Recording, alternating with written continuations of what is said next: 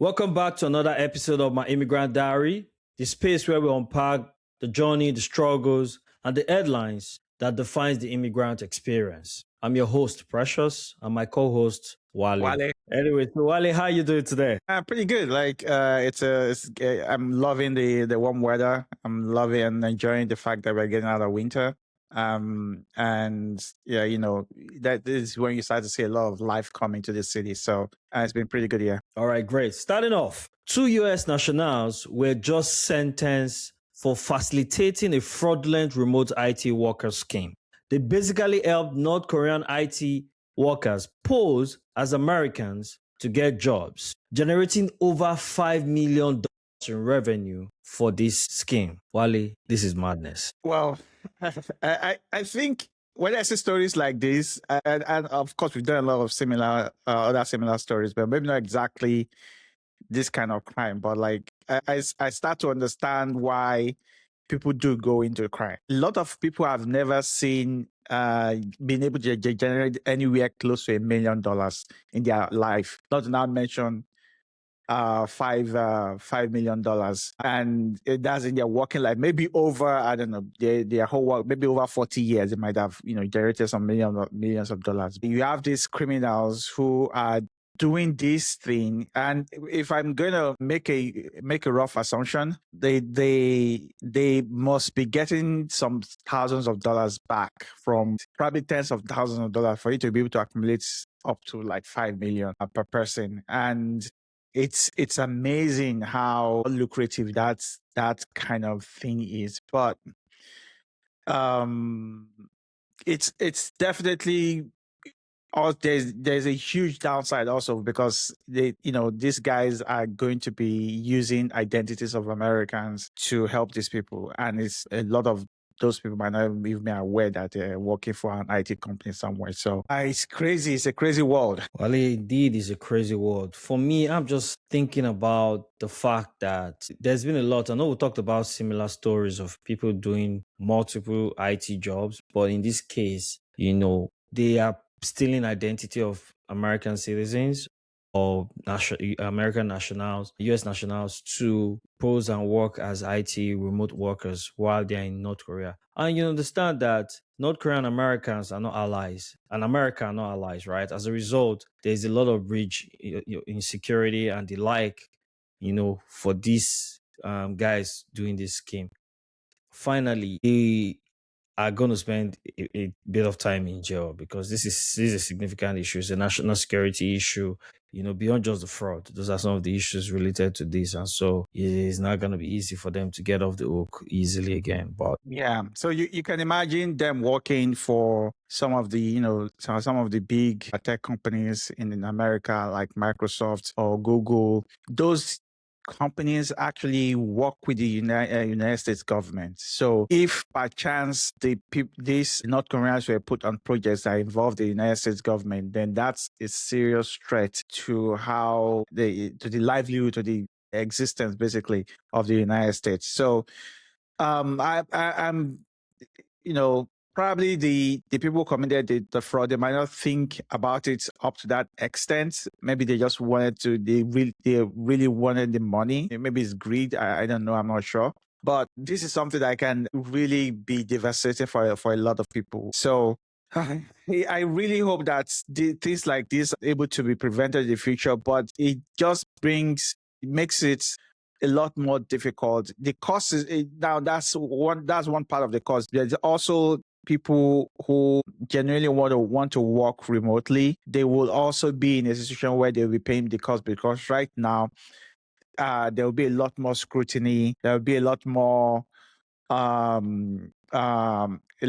investigation into your skills. Even the job interview process itself is already extremely stressful. As now mentioned, like, you now want to go through extra levels of scrutiny, because some people took advantage of the fact that you don't have to be in person to do a remote work. All right, then. Moving on. France is currently seeking the release of an 86-year-old French widow who has been detained by ICE. She has been in the US for decades, but apparently there was some issues with her status. Now, this begs the question, At what point does enforcement loses its humanity? She's a widow, she's elderly, and now she's behind bars in a detention center, an 86-year-old. Anyways, it reminds us that is never take your paperwork for granted. Doesn't matter how long you've been here, but an 86-year-old woman, 86-year-old widow is of concern. Wale, what's your take? Yeah, this is one of the craziest news I've heard all week, especially when in regards to her to ICE. I mean, where is the compassion in all of this? I don't know. It's really scary to think about that. Especially for someone who's much older, who's at that age, they might be confused about so many things. Then shouldn't it be the job of ICE to help that kind of person ensure that they have all their documents in order so that they can safely either remain in the United States or return home? Why is I don't understand why she's being detained. I don't think there's any reason for it because she's where does she want to run to? She can't run anywhere. She's 86 years old. Doesn't make So any sense. yes, I don't know. This is one of those things that people see from outside the country, all over the world. The other day we were talking about the World Cup and people, it looks like, people don't want to travel to the US because of things like this to come and see the World Cup. Everyone would be worried that they would experience something negative You're right, if they Wale. come to visit the United States during the World Cup. Yeah, you're right. Because at some point we need to draw the line between humanity and also apply the law. Because I think for an 86-year-old widow, there has to be some concession. There has to be some age, consideration, health consideration in detaining, individuals of that people, or for immigration offenses, which are not necessarily criminal offenses. If our paperwork has expired or for whatever reason, I think there should be another way to handle it rather than keep an 86-year-old person behind bar for due to immigration benefit or the like. That's my position, Wally. But I think that this is a general. I think it should be a general concession about that this case. I don't see anyone listening right now watching this, or even people just because Americans take care of the elderly. One of the countries that take care of the elderly, America is known for that. So for this kind of situation, it just makes you wonder that what's happening. You get. Yeah, it's definitely very concerning. Yeah. All right. Moving on. The USCIS has officially announced they are reverting cases for people who were granted immigration benefits during the Biden administration. I know they've been saying this before, but now they're resounding the alarm. It means if you got your green card or EAD or even citizenship recently, they might be looking at your file again to ensure everything was done by the book. I also think this will cause some delay, nevertheless. But it has also created anxiety in the community. My advice, keep your records organized. If you were honest in your application, you have nothing to worry. But you should definitely be aware that the closed file might just be reopened. A lot of people will be afraid that something will come up somewhere, even though folks might not have anything to hide. But because of so much news that we have been hearing about people that are being detained, you remember a while ago we also covered like a couple of people that were detained by ICE, and there was one that was legally blind, and then when it was released, it was found dead later. You have just so many stories like that has become a huge concern to immigrants in the United States, and this is something that it shouldn't. It should only target, in theory, it should only target those who have lied. It shouldn't lie to the United States government. But when you hear all these other stories that it definitely will start putting fear in a lot of people. Doesn't matter where you are from, wherever you are, everyone is going to be scared about situations like this. I don't see any. I don't think I can think about a positive way that people, especially immigrants, are going to react to this. I don't think there's much, reaction to be, given, because reality is that these things are happening. There's been a delay. There's just lots of backlog right now at the USCIS office. It's because of all this going back and forth, with all the countries that are being banned, with all of these, there's just additional layers of delay and delay and delay for those who are waiting for, for application approval. In addition to that, the opening cases will just leave people with really bitter bad taste. Do you get what I'm saying? If you have to be called upon to, to show up because your case is being revisited. Do you get? I don't even know how. I can't even imagine how that would feel. I don't want to even be in that kind of bucket because, it's just going to be devastating for people to start, providing evidence. And you know how with these processes are. Well, as soon as you are done, you are approved. You barely even know where all the application papers are, in documentations are kept. You have your green card. That's superior than the application itself. So you have your green card, you have your US citizenship, your naturalization certificate, and your maybe probably your US passport. You most likely don't know where all the application documents you filed are. Yeah. Yeah. You get what I'm saying? Because if they're approved. And so having people looking for ways to gather what was submitted or what, that would just be, crazy to think the least.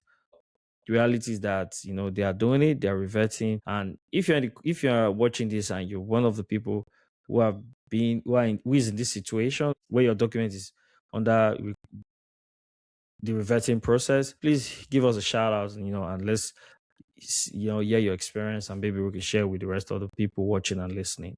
All right, moving on. Now, if you think the story about the French widow, which we just covered, was intense, hear this. A Canadian green card holder was detained by ICE and sent to a facility often nicknamed Alligator Alcatraz in the Everglades. Now, a Canadian, think about it. We would think a Canadian or British or someone from the UK can't, quote unquote, safe if they move to the US because they have free entry, right?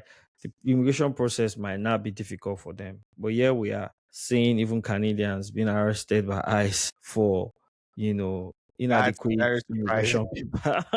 Inadequate immigration paper. Because Canadians can come to the US. I think if I'm wrong, I think for 3 months, I'm not being maybe 6 months, they can come into the US and live in the US for up to 3 to 6. Yeah. I'm not sure. I think 3 months. And they can apply for extension, they go back and come back in. Just like this doesn't make sense, honestly. Yeah, and there's a different immigration process for them because historically it's kind of similar to the UK.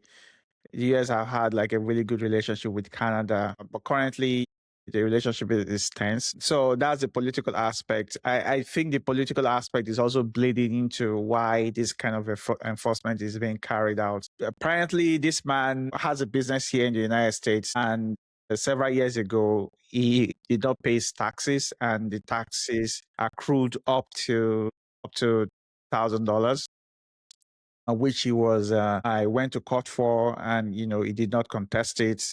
And that was how he was able to have a record. According to the US law, if you owe taxes beyond $10,000, it becomes a felony. But regardless, like he has actually been paying back the taxes over the years, and he has paid about $20,000 off of that. So basically, it remains just a little bit over $10,000. So the evidence, if I'm someone who's trying to enforce the law, and you're looking at, is this guy trying to correct the wrong that he has doing? Yes.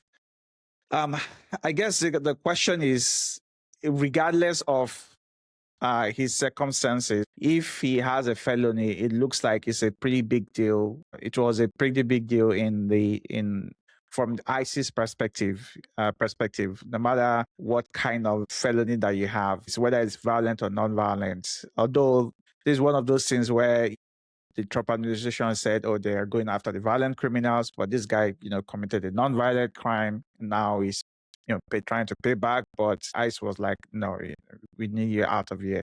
Yeah, it's strange. I would say it's just a strange time that we're living in. The more I'm hearing about these kinds of stories. Look at it. Okay, so in detail, right? Given your background of what you shared about the story, think about it. He's a green permanent resident. He's a green card holder. He's a Canadian citizen. He owes taxes that still has an existing business, and he could maybe pay the taxes over a period of time. But ICE would rather arrest him and try to deport him, and the US government would lose whatever tax the tax money that is spending that it should be made to pay for, because the statistics on the ICE side of number of people deported goes up by one versus $30,000 or $20,000 in tax revenue that it could have been made to pay. So sometimes, like you said, we're in strange times, you know. Yeah, strange times. All right. Wrapping up. I don't know if you see this real Instagram reel that that was trending. Basically, if English people struggle with English language, how much more immigrants? Gentlemen, what work is being done to make sure that this place is more accessible, particularly for some of our colleagues who have a disability? Here, here. I'm sorry, it must be something to do with my Antipodean background. Could you please repeat the question, because I didn't follow it?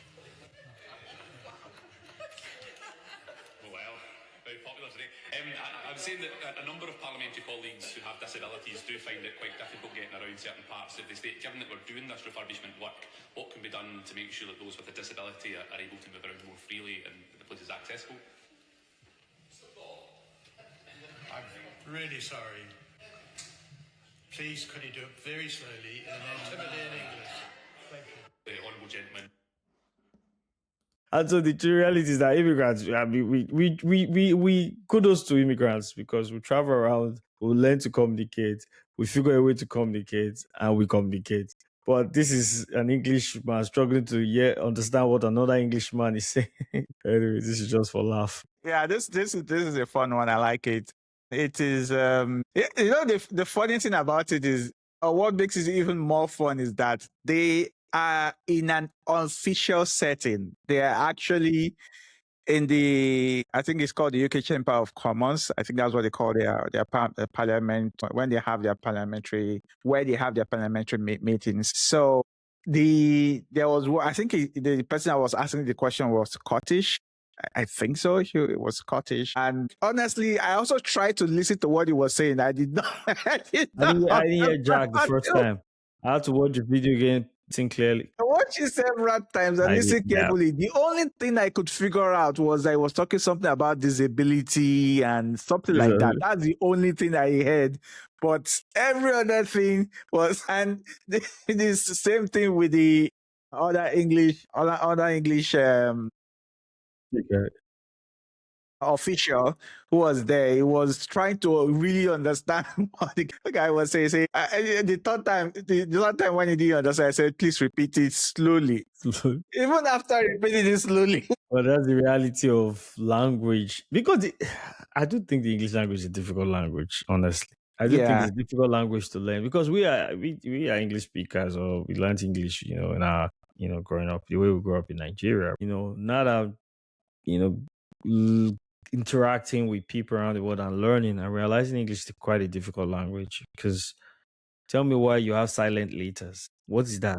Why would you have silent letters? You don't pronounce the the K in knife. It's just confusing for non-English speakers. Like, if you never learned English and you're trying to learn language, it's a difficult language. Yeah, it is a tough language. I think if you don't grow up with English, it can be challenging. You're definitely going to struggle learning language. Like, for the entirety, it's just a difficult language. Even English speakers are still struggling and learning to speak the language. The more I live in a predominantly English-speaking country, the more I understand that English is difficult for everyone. For everybody. Even English speakers, even, you listen to English as a language and who still asks, I have no idea what you said. So, but yeah, it is what it is. Anyways, please subscribe, and share, and stick with us as we bring you more interesting and beautiful content with my Immigrant Diary. Yes, we'll see you in the next one. Thank you so much. All right, then. Have a good one.